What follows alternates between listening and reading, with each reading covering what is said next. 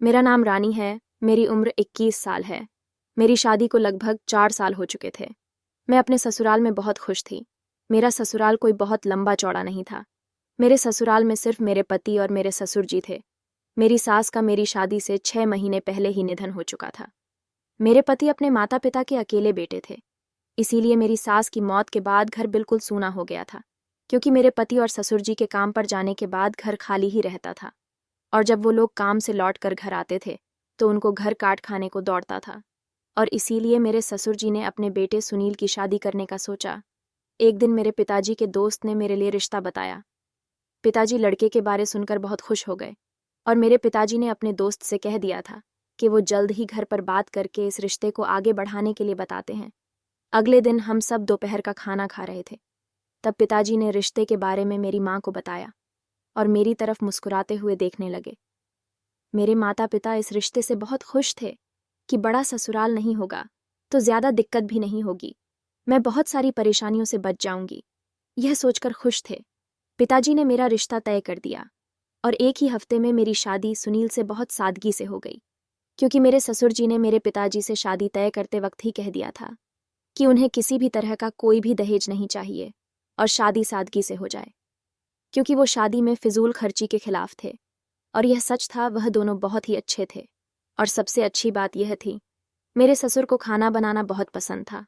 पति और ससुर के काम पर जाने के बाद घर पर अकेली होती थी, इसलिए अपने अकेलेपन को दूर करने के लिए तरह तरह के खाने बनाती, किताबें पढ़ती रहती और घर की सजावट में लगी रहती थी। इस बात से मेरे पति और ससुर जी बहुत खुश होते थे और अक्सर छुट्टी के दिन मेरे ससुर खुद खाना बनाते थे और रसोई में मेरी मदद करते और कहते कि तुम तो पूरे हफ्ते ही खाना बनाती हो, आज तुम्हारी खाना बनाने की छुट्टी है। मैं तो इनकी इस बात से बहुत खुश होती, क्योंकि इतना ख्याल रखने वाले लोग हैं।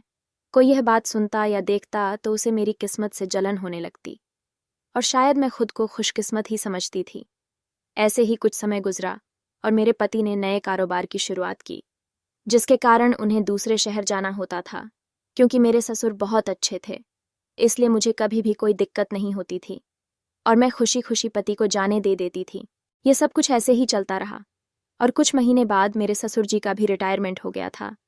अब वह घर पर ही होते थे और अक्सर खाना वह बना दिया करते थे।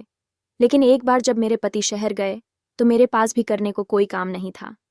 मैंने ससुर जी से कहा कि मैं खाना बनाती हूँ, लेकिन मेरे ससुर नहीं माने और कहा कि खाना तो मैं ही बनाऊंगा। मैं भी चुप हो गई, क्योंकि इतने प्यार से कह रहे थे तो मान करना अच्छा नहीं लगता। इसलिए मैंने हाँ कह दिया और ससुर जी ने ही खाना बनाया और मैं खाना खाकर सो गई। और हैरानी की बात यह है कि मुझे लेटते ही नींद आ गई थी और मैंने इस बात को ज्यादा नहीं सोचा। जब मैं सुबह उठी तो मेरे कपड़ों पर गंदगी लगी होती थी। मैंने इस बारे में किसी से बात नहीं की और ना ही मेरी ऐसी सोच थी, मगर मैं इस बात से परेशान रहने लगी थी। ऐसा क्यों होता है? जब भी मैं खाना बनाती हूँ तो सुकून से खाना खाती हूँ और मुझे इतनी जल्दी कभी भी नींद नहीं आती। यह मेरे बचपन की आदत में शामिल है। मुझे हमेशा ही लेटने के कुछ देर के बाद ही नींद आती है, मगर 2 दिन से मुझे अचानक नींद आनी शुरू हुई और मुझे ससुर जी पर शक सा हुआ, क्योंकि ससुर जी ने खाना बनाया था। दिक्कत यह थी, इस बारे में किसी से बात नहीं कर सकती थी, क्योंकि अगर पति को बतात तो कोई भी इंसान अपने पिता के बारे में गलत नहीं सुन सकता और वह मुझे ही इल्ज़ाम दे देता। घर में और कोई भी नहीं था और मैं अपने माता पिता को भी यह बात बताकर परेशान नहीं करना चाहती थी। मैं परेशान रहने लगी और ससुर से बचने की कोशिश करने लगी, क्योंकि वह सारा दिन घर पर होते थे, पति नहीं होते थे, इसलिए मुझे उन्हीं से बात करनी पड़ती थी और वह हर वक्त मुझे अपने आगे पीछे रखना चाहते थे। पहले तो मुझे अजीब नहीं लगता था, लेकिन अब मुझे सब कुछ अच्छा नहीं लगता था। इसलिए मैं कोशिश करती थी कि उनके सामने ना जाऊं और बहाने से अक्सर बाजार चली जाया करती थी, लेकिन लौट कर वापस घर ही आना होता था। एक घर में रहते हुए यह मुमकिन नहीं हो सकता था कि मैं उनसे कहीं दूर जा सकूं। फिर एक दिन तो हद ही हो गई। मेरे पति को ज़बरदस्ती मेरे ससुर ने दूसरे शहर भेज दिया कि जाकर काम देख कर आओ, तो वह कहते रहे वहाँ कोई काम नहीं है, मेरा जाना बेकार है। लेकिन मेरे ससुर ने उनको डांट दिया कि तुम्हें क्या पता काम कैसे ढूंढा जाता है, बार बार काम देखना पड़ता है और ऑफिस के चक्कर काटने पड़ते हैं, तब जाकर काम हाथ आता है। मजबूर होकर मेरे पति दूसरे शहर चले गए। मेरे पति के जाते ही उनके चेहरे पर एक ऐसी चमक नजर आई जैसे उनकी कोई दिल की बात पूरी हो गई हो। मैंने भी उनसे कहा कि मैं अपने मायके जाना चाहती हूँ, लेकिन मेरे ससुर ने मना कर दिया कि मेरा बेटा भी अभी यहाँ नहीं है। तुम भी चली जाओगी तो मैं अकेला क्या करूँगा? यही रुक जाओ जब तक वह वापस नहीं आता है। जब अनिल वापस आ जाए तो फिर चली जाना। और मैं मजबूर हो गई कि मैं तो उनको कुछ कह भी नहीं सकती, लेकिन मेरे दिल में जो शक बैठ गया था वो कैसे खत्म हो सकता था। और उस दिन फिर मेरे ससुर ने खाना बनाया। मैंने उनसे कहा कि मेरा खाने का सीका क्या नहीं है, मगर उन्होंने जिद करके मुझे थोड़ा सा खाना खिला दिया। फिर खाना खाने के फौरन बाद मुझे नींद आ गई और बिस्तर पर लेटते ही मैं सो गई। सुबह को देखा तो मेरे बिस्तर और कपड़ों दोनों पर गंदगी लगी हुई थी। मुझे गुस्सा आने लगा और मैंने सोच लिया कि अब मैं अपने पति को बताकर ही रहूंगी। इसलिए मैंने कपड़े उतारकर वॉशरूम में ही लटका दिए और सोच लिया यह कपड़े सबूत के तौर पर अपने पति को दिखाऊंगी। वह आए तो मैं मौके की तलाश करने लगी कि उनको सच्चाई बताऊं, लेकिन मुझे मौका नहीं मिल रहा था क्योंकि मेरे ससुर हर वक्त हमारे साथ रहते थे। रात को जब मेरे पति मेरे कमरे में आए तो मैंने उनको बंद लफ्ज़ों में बताने की कोशिश की, लेकिन उन्होंने मुझे डांट दिया कि तुम गलत मत सोचो, तुम्हें अपनी बेटी की तरह प्यार करते हैं और तुम उनके ऊपर शक कर रही हो। मैंने उनको यकीन दिलाने की बहुत कोशिश की, लेकिन वह मेरी बात नहीं मान रहे थे। आखिरकार मैंने कपड़े लाकर उनको दिखा दिए कि ये मेरी बात का सबूत है, लेकिन वह अपने पिता के खिलाफ कुछ नहीं सुनना चाहते थे, इसलिए यह मेरी कोई बात मानने को तैयार नहीं थे। मैंने उन्हें यकीन दिलाने की बहुत कोशिश की, लेकिन उन्होंने कहा कि मुझे तो ऐसा लग रहा है तुम मेरे पिता पर आरोप लगाकर अपने गुनाह छुपाने की कोशिश कर रही हो। मेरा पिता रात को जल्दी सो जाते हैं, उन्हें क्या मालूम बाद में घर में क्या होता है और क्या नहीं, और तुम ना जाने किसको बुलाती हो। ऐसी बात सुनकर मेरे पाँव के नीचे से ज़मीन निकल गई थी। मैं सोच में पड़ गई, यह मेरे साथ क्या हो रहा है। हम दोनों में बहुत लड़ाई हुई और इसके बाद मैं अपने मायके चली गई। 1 महीना गुजर गया, उन्होंने पलटकर खबर भी नहीं ली। अब तो घर में सब लोग मुझसे सवाल करने लगे कि पहले तो तुम कभी इतने दिन नहीं रहती थी, क्या नाराज़ होकर आई हो। अब मैं उनको क्या बताती कि मेरे साथ क्या हुआ है। गलत भी मेरे ही साथ हुआ और मेरे ही पति ने मेरा यकीन भी नहीं, लेकिन मैं उन सबको परेशान नहीं करना चाहती थी, इसलिए चुप रही। मैं देखना चाहती थी कि अब कौन सा खेल खेलेगी ज़िंदगी मेरे साथ। और कुछ दिन बीत जाने के बाद मेरे ससुर मुझे लेने आए कि बेटा इतने दिन हो गए हैं, अभी तक तुम घर नहीं आई, इसलिए मैं तुम्हें लेने आया हूँ। इनके इस प्यार पर मेरे घर वाले बहुत खुश हुए, लेकिन मैं तो उनके साथ नहीं जाना चाहती थी क्योंकि मैं तो उनके बेटे से लड़कर आई थी, झगड़ा करके आई थी। मेरे ससुर को भी शायद मालूम था कि हमारी लड़ाई हुई है, इसलिए उन्होंने मुझे कहा कि बेटा जो भी दिक्कत है दोनों बैठकर हल कर लेना। इतना नाराज़ होकर बैठ जाना मसले का हल नहीं है। वह समझाते मुझे अपने साथ ले आए। मैं मजबूर थी कि मेरे घर वालों को कुछ भी नहीं बता सकती थी, इसलिए मुझे उनके साथ जाना पड़ा। लेकिन मेरे पति का मूड ठीक नहीं था। उन्होंने मुझे जता दिया कि जिस इंसान पर तुम शक कर रही थी वही तुम्हें वापस लेकर आया है, वरना मैं तो कभी भी तुम्हें वापस लेकर नहीं आने वाला था। मेरी कोई गलती ना होने के बाद भी मुझे उनके सामने शर्मिंदा होना पड़ा और माफ़ी मांगने पड़ी, और बहुत मुश्किल से सब कुछ ठीक हुआ। अब मैं चुप रहने लगी थी और अपने पति से कोई बात भी नहीं करती थी, लेकिन मेरे ससुर की वही रूटीन था। वह खाना पकाते और अक्सर उनका खाना खाने के बाद मुझे नींद आ जाती थी। यह जो कुछ भी था मुझे समझ नहीं आती थी कि मैं क्या करूं। मैं जितना भी कोशिश कर लेती यह मुझे नींद आ ही जाती थी। मैं किसी से बात नहीं कर सकती थी। मुझे कुछ समझ नहीं आ रहा थी। जिंदगी अजीब होती जा रही थी और जैसी मैंने कभी सोचा भी नहीं था वैसी ही हो गई थी। मुझे अब अपने आप से घिन आने लगी थी। मैं क्या थी और क्या बन गई हूँ। जिंदगी ऐसी बीत रही थी। मेरे ससुर को मेरी आदत का अंदाज़ा हो गया था, इसलिए मुझसे ज़्यादा बात नहीं करते थे, लेकिन खाना बनाने का सिलसिला उसी तरह चलता जा रहा था। और सच तो यह है कि मेरे ससुर के हाथ में बहुत स्वाद था। जो भी एक बाहर मेरे ससुर के हाथ का खाना खा लेता वह उनके खाने का दीवाना हो जाता था, मगर मुझे तो अब उनके खाने से घिन आती थी। जिंदा रहने के लिए खाना खाना पड़ता था। 3 लोगों के घर में मैं अब अपने लिए अलग भी नहीं बना सकती थी। लेकिन कहते हैं कि जब इंसान बिल्कुल लाचार हो जाता है तो ऊपर वाले वहां से रास्ता दिखाता है, जहां इंसान सोच भी नहीं सकता। मेरे साथ भी कुछ ऐसा ही हुआ। और एक दिन मैं बाजार से कुछ सामान लेने गई और वहां मुझे एक बहुत पुरानी सहेली मिली जो कि मेरे साथ कॉलेज में पढ़ती थी और दूसरे शहर चली गई थी। अपने पति के ट्रांसफ़र की वजह से शहर में वापस आ गई और एक दिन बाजार में खरीदारी करने के बीच अचानक उससे मुलाकात हुई। इतने वक्त के बाद अपनी सहेली से मिलकर मैं बहुत खुश हुई। और हम एक दूसरे से मिलने का प्रोग्राम बनाने लगे। हमारा एक दूसरे के घर में आना जाना भी शुरू हो गया। वह जब दोबारा हमारे घर आए तो उसने मेरा और मेरे ससुर का व्यवहार नोट किया तो मुझसे सवाल किया कि ऐसा क्यों है। मैंने उसको सारी बातें बता दी कि मेरे साथ यह सब होता है। पहले तो वह बहुत हैरान हुई और उसने वादा किया कि वह उसके सारे मामले में मेरी मदद करेगी। और एक दिन जब मेरे पति हमेशा की तरह एक दूसरे शहर गए, मेरे ससुर ने खाना बनाया तो मैंने खाना खाने के साथ ही थोड़ा सा खाना अपनी प्लेट से निकाल कर छिपा दिया। और दूसरे दिन वही हुआ जो मेरे साथ हमेशा होता था, लेकिन मैंने वह खाना अपनी दोस्त को दे दिया। क्योंकि उसके पति एक वैज्ञानिक थे, इसलिए वह खाना लैब में टेस्ट किया गया। वही हुआ जिसका मुझे शक था। उस खाने में नींद की दवा शामिल थी। इस वजह से मुझे जल्दी नींद आ जाती थी। एक बार तो मैंने सोचा कि अपने पति को दिखा दूंगी, लेकिन फिर मुझे वही डर लगा कि वह कहेंगे कि तुम मेरे पिता पर आरोप लगा रही हो, और इस बार वह मुझे अपनी जिंदगी से ही निकाल देंगे। इस डर ने मेरी जुबान पर ताले लगा दिए थे। और फिर एक दिन जब मेरे पति घर पर नहीं थे, मेरे ससुर ने खाना बनाया था, तो मैंने अपने दोस्त की सलाह से वह खाना नहीं खाया और नाटक ऐसे करने लगी जैसे मैंने वह खाना खा लिया हूं, और अपने कमरे में जाकर लेट गई। मैं देखना चाहती थी कि मेरे सोने के बाद मेरे साथ क्या होता है। मुझे लेटे हुए कुछ ही देर हुई थी कि मेरे कमरे का दरवाज़ा खुला। मेरे तो रोंगटे खड़े हो गए, लेकिन मैं चुपचाप लेटी रह, क्योंकि आज मुझे इस राज से पर्दा उठाना था। मुझे देखना था कि मेरे ससुर मेरे कमरे में आकर क्या करते हैं। मैंने सोच लिया था, अगर वह मेरे साथ कुछ उल्टा सीधा करेंगे, मैं शोर मचा दूंगी। लेकिन फिर मेरे दिमाग में आया, अगर मैं शोर मचा दूंगी तो कोई मेरी बात पर यकीन नहीं करेगा। अब तो मुझे खुद पर गुस्सा आने लगा। मैंने इस रात से पर्दा उठाने के लिए फ़ोन की रिकॉर्डिंग क्यों नहीं की। ये सब कुछ रिकॉर्ड हो जाता, लेकिन जो होना था वह हो गया। अब मुझे यह देखना था कि मेरे ससुर का अगला कदम क्या होगा, इसलिए मैं चुपचाप लेटी रही।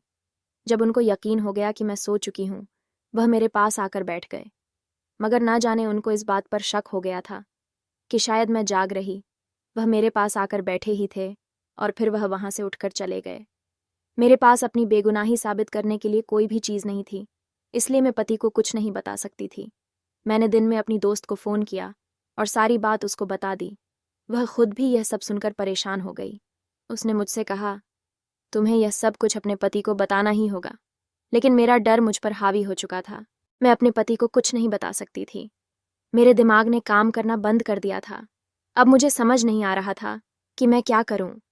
मेरी दोस्त ने मेरी मदद की और कहा कि इस बारे में वह खुद मेरे पति से बात करेगी। एक दिन मौका देखकर उसने हम दोनों को खाने पर बुलाया। मेरे पति से बात शुरू की तो बात सुनकर मेरे पति गुस्से से उठ खड़े हुए।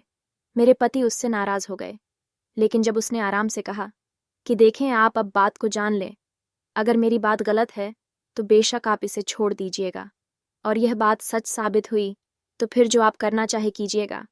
मैं अपनी जिंदगी दांव पर लगाकर अपनी बेगुनाही साबित करने के लिए तैयार हो गई। अब हमें कुछ ऐसा करना था कि मेरे ससुर को मालूम भी ना हो और उनका राज भी खुल जाए। मेरी दोस्त ने मेरे पति को वह रिपोर्ट भी दिखाई थी जो खाने की बनाई गई थी। शायद इस वजह से मेरे पति यह सब करने के लिए तैयार हुए। लगभग एक हफ्ते के बाद मेरे पति ने अपने पिता से कहा कि उन्हें किसी ज़रूरी काम से दूसरे शहर जाना है। मेरे ससुर यह सुनकर बहुत खुश हो गए थे और उन्होंने कहा कि तुम ज़रूर जाओ। मेरे पति घर से तैयार होकर निकल गए, लेकिन अपने एक दोस्त के घर चले गए और दूसरे शहर नहीं गए। हमेशा की तरह मेरे ससुर खाना बनाया। वह खाना बनाने में व्यस्त थे तो मेरे पति चुपचाप घर में आ गए और कमरे में छुपकर बैठ गए। ससुर को मालूम भी नहीं था कि ऐसा भी कुछ हो सकता है। मैंने चुपचाप खाना खाया क्योंकि मुझे मालूम था कि खाना खाने के बाद मुझे नींद आ जाएगी, लेकिन मेरे पति मेरे कमरे में है, इसलिए मुझे कोई डर नहीं था। मैं पेट भर कर खाना खाया और हमेशा की तरह नींद आ गई। मैं कमरे में गई और पति को बताया कि मुझे नींद आ रही है, मैं खाना खा चुकी हूँ और अब जो कुछ करना है आपको करना है।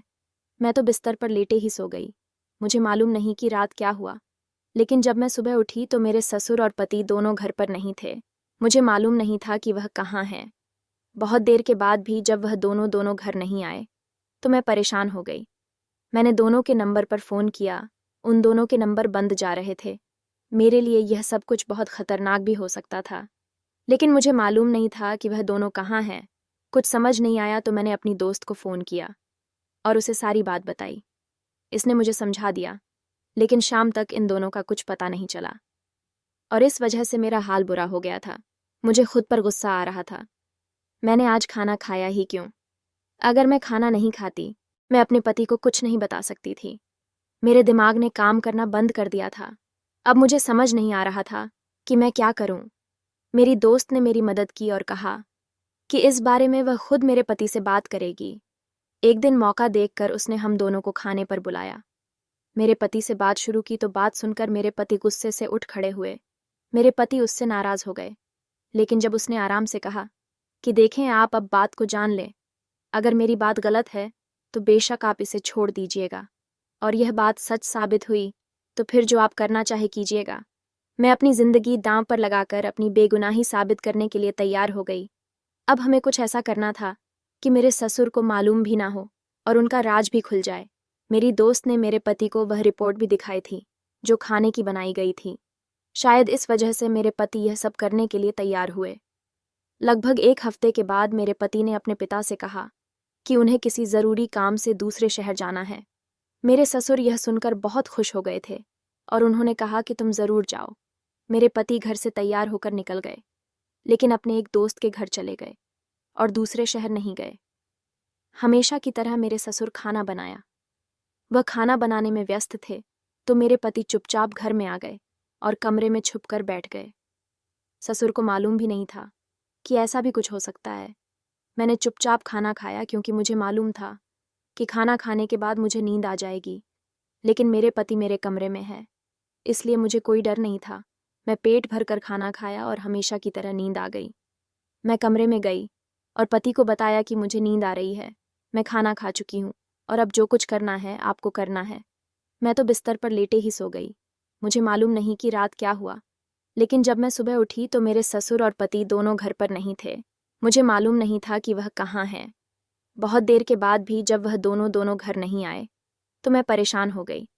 मैंने दोनों के नंबर पर फ़ोन किया, उन दोनों के नंबर बंद जा रहे थे। मेरे लिए यह सब कुछ बहुत खतरनाक भी हो सकता था, लेकिन मुझे मालूम नहीं था कि वह दोनों कहाँ हैं। कुछ समझ नहीं आया तो मैंने अपनी दोस्त को फ़ोन किया और उसे सारी बात बताई। इसने मुझे समझा दिया, लेकिन शाम तक इन दोनों का कुछ पता नहीं चला और इस वजह से मेरा हाल बुरा हो गया था। मुझे खुद पर गुस्सा आ रहा था। मैंने आज खाना खाया ही क्यों? अगर मैं खाना नहीं खाती तो मेरे दोस्त ने बताया कि कोई डॉक्टर है जो पंडित भी है, उनसे अगर कोई दवाई लेकर अपनी बहू को दे दो तो उसकी औलाद हो जाएगी।